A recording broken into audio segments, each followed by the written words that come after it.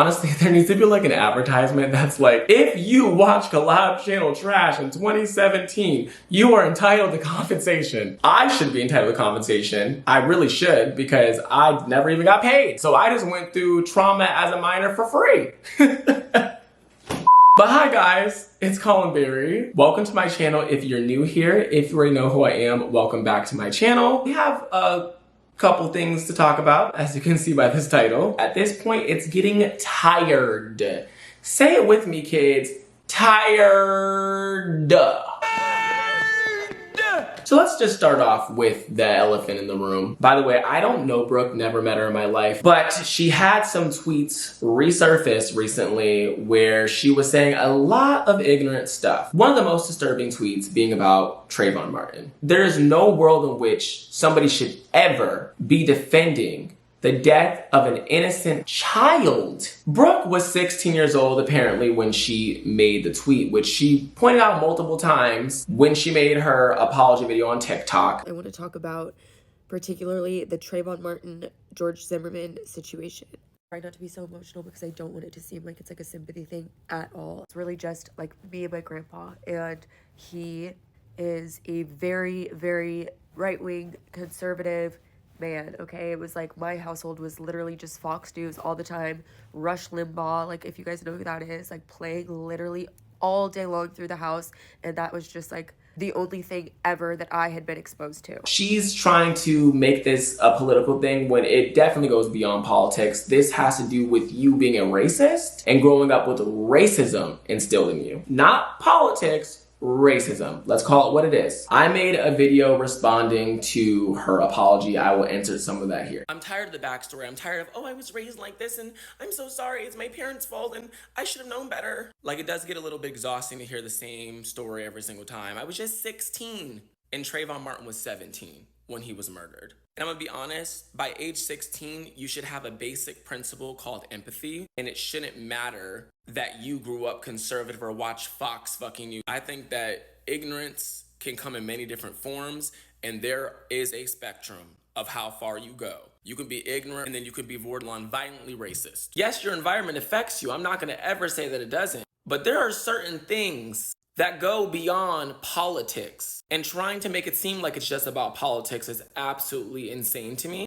And it's disingenuous. Let's keep it real. Everything that I said, that is exactly how I feel and how a lot of people feel about her apology. I am deeply disturbed just by the fact that somebody thought that way, and that this same person is now on a podcast with somebody else who shares disturbing racist tweets as well. And somebody who I actually have dealt with personally. And it disturbs me even more. I just think it's interesting that both of them are best friends and they are doing this podcast together called Canceled, where they're basically making fun of the fact that they've been canceled for all these horrible things that they've done. Well, Tana specifically, but now Brooke as well is living up to the name for her too. What a coincidence. I don't think it is. I think birds of a feather flock together, and I think there is something to be said about the fact that they both grew up this way. And what I want to tie this all into is the YouTube space as a whole. In 2020, a lot of YouTubers had their disgusting racist videos, tweets, etc. resurfaced, including Shane Dawson, including Jeffree Star. Oh, also James Charles, him being racist and apparently also grooming children. Can't make this up, right? And these are the top creators on the YouTube platform. It's always been disappointing for me as somebody who has loved YouTube for so many years and who found YouTube as a sense of community. That's really what I looked for when I started making videos. I grew up in a foster home. So honestly, when I started making YouTube videos and doing all that, I was literally in a foster home filming them, which is so crazy. People used to always talk about the fucking light switches in the background in this ghetto setup,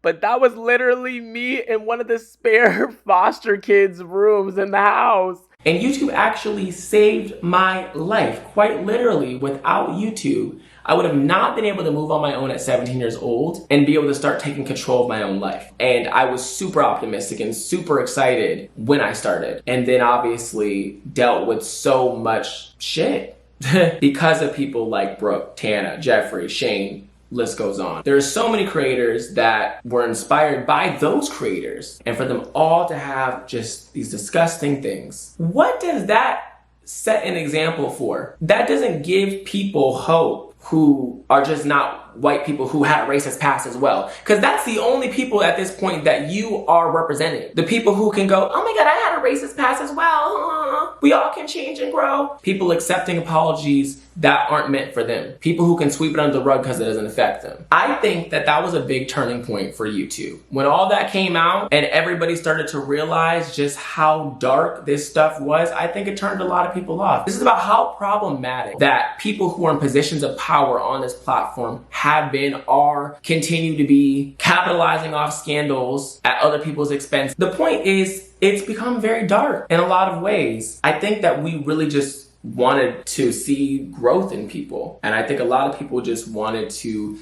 see change because they didn't want to lose maybe the good things that they got from watching these people growing up. But the truth is that apologies don't mean anything without changed behavior, and especially with Tana and Brooke specifically. I can speak to Tana. She has never, to this day, given me a private apology. To this day. So for me, I personally know that this is not somebody who actually cares about the harm that she caused people, because she made a public apology that was scripted and horrible. And that's not even what I wanted from her. I just wanted, as somebody who was my friend at one point, as somebody who I worked with, you know, who I trusted. But you can't move past something when somebody takes no accountability and then proceeds to try and ruin your career because you brought up something that hurt you. And so it's always about how the person reacts and never the things that they do that hurt those people. Even with the way that this Brooke situation is playing out. People are saying, why don't you just forgive her? She apologized. What else do you want from her? Well, what we want is for you to be a human being with some empathy. You know, what we want is for you to actually acknowledge and care about the harm that you cause other people, and not just use it as a way to capitalize or make money or sweep it under the rug and be focused on those things. Focus on the fact that we're all human beings and that we should have a little bit more humanity, especially when social media was started by people being human. Anyway, getting back into the point that I was making. She's never given me a private apology to this day. Sometimes you just kind of have to accept that some people are the way they are, and whether they change or not, you have to change. I had to change a lot within myself. Taking this break, I had to change so much within myself. I had to let go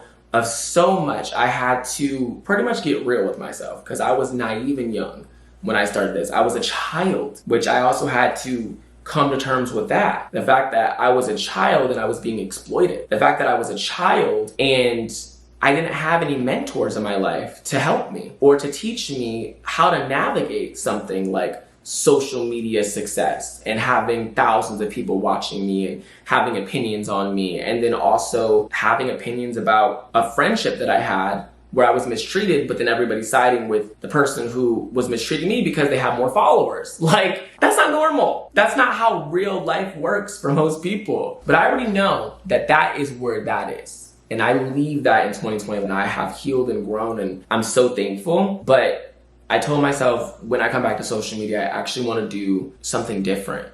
And I talked to my best friend, Abrion, and we had a conversation. She said that I should do what I want to do when I started. Because to be honest, I kind of didn't get to have that. It became so intertwined. I feel like there's so many things that I want to do that I haven't gotten to do. And I realize now that I am the only person that is in my way when it comes to that. We cannot change these creators who are hurtful, but what we can do is we can change. There's so many creators out there. We should be prioritizing them, amplifying them. Our energy, if you know you're giving energy to something and it's not being reciprocated, it's okay to withdraw the energy and put it somewhere else. What I hope to gain from this video is people who are interested in something different and something new. Because I need your help. We need each other's help. How are we going to make this space a place that represents all of us? That sounds like I was a politician. Oh my God, that sounds like very much politician-ish. Holy shit. But genuinely, how do we get to a place where we can make this community feel like a community again? Because at one point, YouTube did feel like that. And then all this shit happened, and then now we're here. If anything from this video resonated with you,